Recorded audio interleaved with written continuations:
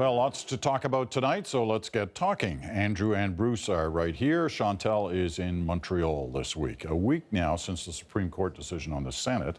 Everybody talking about the Supreme Court today, but not about the Senate decision. They're talking about the feud between the Prime Minister's office and what appears to be not only the court, but the Chief Justice of the Supreme Court. What do we make of this, Andrew? Well, it's extraordinary. First of all, the merits of the decision can be debated. I wasn't terribly keen on it myself.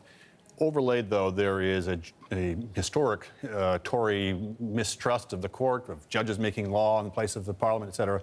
But on top of that, there is this very direct and it seems almost personal debate between the Prime Minister's office and the Chief Justice. And at this point, of course, it's very hard for us to tell who's right and who's wrong. But it looks really, really troubling, obviously, to be seeing that sort of thing happening between the highest lawmaker and the highest judge. Yeah, I can't remember anything like this before. Chantal? Well, no. The Chief Justice and the Prime Minister, in theory, do not feud through press releases in the way that we've seen over the past 12 hours. It is unprecedented. It is not a good sign. What is also troubling up to a point is that if the government has quarreled with the Supreme Court, it is not with the Chief Justice. It is with the entire court. The Chief Justice cannot impose her will on her colleagues. Most of those judges are appointed by Stephen Harper, so they are not leftovers from another regime. There has been a pileup of decisions that have gone against the government, not just the Senate, but on law and order, on Justice Nadeau. And I think at the end of the day, it looks to me like the government on some of those issues has pushed the legal envelope as far as it could and is surprised that it came back in its face. Bruce? Well, I think the government has been trying to make clear in the aftermath of the decision on the Senate that they were really disappointed, but I actually think they got the gift from the Supreme Court that they were looking for, which is really an opportunity to say, look, we tried, and now we need to move on to the economy and jobs and prosperity. On this power struggle issue, what strikes me is that this is a government that has a majority in the House of Commons, that controls the Senate, that has appointed a parliamentary budget officer and a chief election officer, has had struggles with both of those, the latter two, and are now having struggles with the Supreme Court. So it's conceivable that all of those institutions that they've had fights with or squabbles with are biased against them. But that's only one possible interpretation. There's obviously another possible interpretation, which is this government is itching for more power than our system would allow it to have. Or they just like picking fights for the sake of, the argy-bargy that comes out of that. You can raise funds off of it, that kind of thing. But, you're right, Andrew. It's kind of historic, especially the way these conservatives have looked at the courts in the past, the Supreme Court in particular. But what's the end game? Like, as Bruce says, they've appointed most of the Supreme Court justices. As they appointed these other offices that they're quarreling with, it's very hard to see, other than, as I say, picking a fight for the sake of picking a fight. But picking a fight with the parliamentary budget officer is one thing. Picking a fight with the Supreme Court of Canada, if that's the case here. And as I say, there are allegations that the Chief Justice made quite improper representations to the Prime Minister. I don't know if that's the case or not. If so, then there's blame to be shared around here. But it's an extraordinary situation that we're hearing about it through these warring emails. You wanted a quick comment on this, Chantal, again? Well, the credibility of the Supreme Court overrides the credibility of any government and any politician in poll after poll, except in one constituency, the core base of the Conservative Party.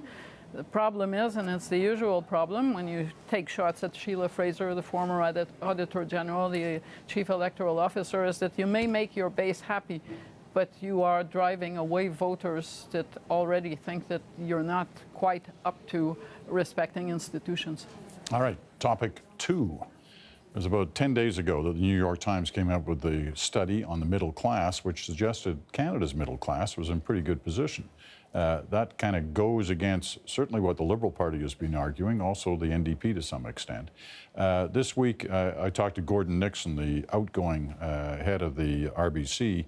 We talked about the middle class story and that particular New York Times study, and I asked him what he made of it. Watch this.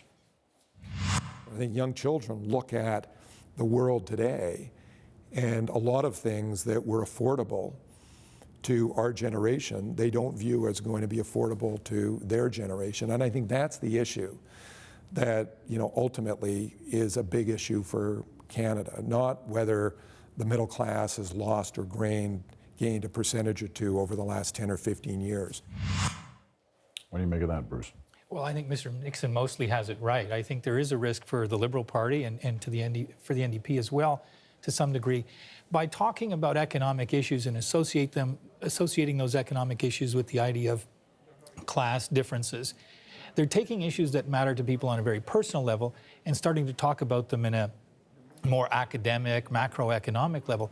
People are much more likely to respond to arguments about how I'm going to help young people get more opportunity, or how I'm going to help aging baby boomers retire in roughly the same kind of time frame that they hope to. Those are two very important issues. Mr. Nixon mentioned one. The other is this retirement age conundrum that a lot of people find themselves in.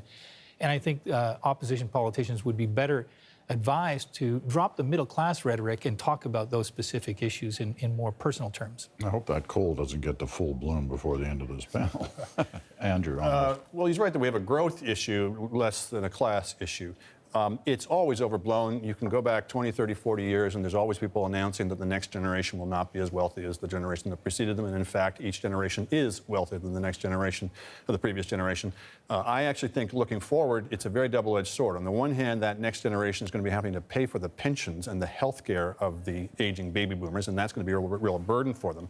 On the other hand, you're going to be much less of an issue of unemployment in the future. We're going to be talking about labor shortages. People are going to be having many more bids for their jobs, and we may well see a revival of productivity coming out of that. He specifically mentions that things that are more costly now that were less expensive in the past, like housing, for example. But lots of other things are way cheaper now. Electronics now are so much cheaper than they would have been 10, 20, 30, 40 years ago.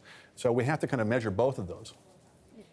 To bring it back to politics, I think that he has managed to frame it better than most of the politicians who have been using the middle class jargon to kind of frame their economic message, in the sense that he brought it to something that is real to people.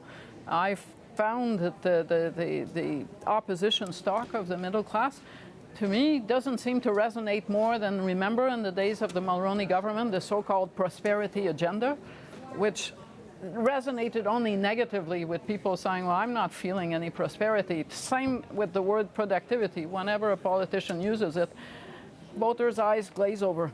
And I think that is what is happening to the middle class talk. It sounds more like a seminar for Harvard than something that people will talk about, saying, yeah, gee, the liberals are really out for me, the middle class. Topic 3, this one the eyes don't glaze over for a lot of Canadians, and that's temporary foreign workers issue, which keeps coming back and keeps giving the government problems. Andrew. It's a way, I think, for people to re-inject into the debate some issues and arguments that I had thought, a lot of people thought were kind of settled. For example, we seem to be relatively okay with the idea of importing goods and services from people who live and work abroad. We seem to be relatively okay with the idea of immigrants coming and living and working here. It's only when they're working here but living abroad, temporary workers, that we suddenly decide that this is the crisis of our age. It's definitely been mishandled politically. It's definitely gone beyond perhaps the parameters that the program was originally intended for. It seems to me the simplest answer to it is make those temporary workers permanent. And I think we have a harder time telling those Filipino kids they can't work at McDonald's if they actually lived here and worked here and moved here. Bruce. There's an ironic element of tinkering in labor markets. I think ironic for this government that professes to believe in free markets. And I think what they were trying to do with this program was deal with a substantive problem that affects a number of businesses, a significant number of businesses in Canada, and come up with a solution that they thought would work. But they have reason to be concerned about what's going on right now. It's a good thing for them that they have one of their most competent ministers, Jason Kenney, working on this. And he's doing everything he can right now to seal off the risk. Because I think that the Conservatives know that what's been happening with this program wouldn't pass any smell test at the Tim Horton voter table that they like to talk about. There's just nothing about the way that this program has evolved that feels like it's giving the average Canadian a leg up or a fair chance. And they could do without allies like the president of the Canadian Federation of Independent Businesses, who frames his argument often, it seems, on the basis that, well, we need to import these workers because Canadians don't have a proper work ethic. That's not helpful to the Conservatives for sure. This issue is a lot more dangerous to the Conservatives because of the Tim Hortons crowd and the how easy it is to translate it into something that you can talk about and say, this guy or me, I'm suffering from this, than any of the middle class abstract talk. And it goes to the core message of the Conservatives, which is these Conservatives, that they're not Bay Street or corporate Canada. They're out to watch the back of ordinary Canadians. And the message that comes out of this controversy is that no, they're not. They're actually making life harder for ordinary Canadians by allowing people to work for less money and bringing down minimum wages. You know, Bruce mentions that Jason Kenney has kind of sealed off the issue by his actions in the last week or so. There's no question that he's looked incredibly frustrated, especially last week through that whole McDonald's exercise. But is it sealed off, or does it still linger? Do they have to have like an end solution to this? Well, they probably will need a better policy. I think that they talked about longer arms and sharper teeth around the Fair Elections Act, but really this is an area where they need to get a handle on what it is that is absolutely necessary from the standpoint of the workers that we otherwise wouldn't have and the businesses that would suffer. And I think that what they've been trying to do is put small fixes in place to deal with the latest issue that came up. They probably need something more comprehensive as an overhaul. Andrew? It's tough for me because it involves a whole range of, I think, economic fallacies. It's deeply entrenched in the public mind, I grant, that businesses can basically just pay any wage they feel like, which, if true, everybody would be at the minimum wage, and they're not. There is such a thing as a market for labor. I'm not sure the best answer for people at the lower end of the income scale is just to wall off competition in the supply of labor. I think when we want to bring up people, we bring up better skills and better productivity, not telling people they can't come here and work here. As I say, that maybe the best both policy and political solution is to convert the temporary foreign workers into permanent foreign workers, but that's a tougher call for the government to make. All right. Issue 4. Guess what that is? Top of the newscast again tonight, the Rob Ford story. Doesn't go away. What are your thoughts on this one, Bruce? Well, I don't think it's a story about addiction anymore, even though Mr. Ford might actually want it to be a story about an addiction, about his addiction. I think it's increasingly a story about whether the people of the city of Toronto will decide to vote for somebody, presuming that he continues to run in this mayoralty election, whether they'll vote for somebody who's a misogynist, who's a bigot, who's a liar, who isn't the kind of person that they would work for nor hire. They wouldn't welcome into their homes. They would be embarrassed if he was a member of their family. With all of that going against him, will people in this city continue to suggest in significant numbers that they would vote for him? I think that's the story. I don't think that will be the case. I don't think it will end up being put to the test. But I think if he takes a cold, hard look at some point at the things that his apparent allies in the past at least have been saying today, he'll realize that the level of support that he enjoyed has slipped really quite dramatically. Chantal? Yes, but it's kind of a miserable story by now. You kind of want it to go away, not just because Rob Ford is, by most standards, unsuitable for office and has gone out of his way to demonstrate it, but because it just keeps going, and you kind of wish that, in a way, he got some distance from this wanting to be the mayor of Toronto and tried to fix his life, and Toronto could go on with doing whatever cities are supposed to be doing.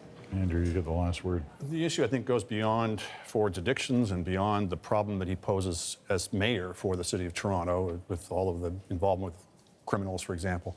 To me, one of the more lasting consequences is the dumbing down of the standards we expect of people in public life. We've actually had to have a discussion about whether or not somebody can stay in the job when he's hopelessly addicted, when he's hanging around with organized crime, et cetera. The rationalizations, the arguments that his supporters have made, and people who ought to know better, not just people, ordinary folks, but people who are in the political game, is really distressing. And their willingness to go that extra mile just because they like him politically or because he, quote unquote, keeps their taxes down. All right. We'll leave it at that.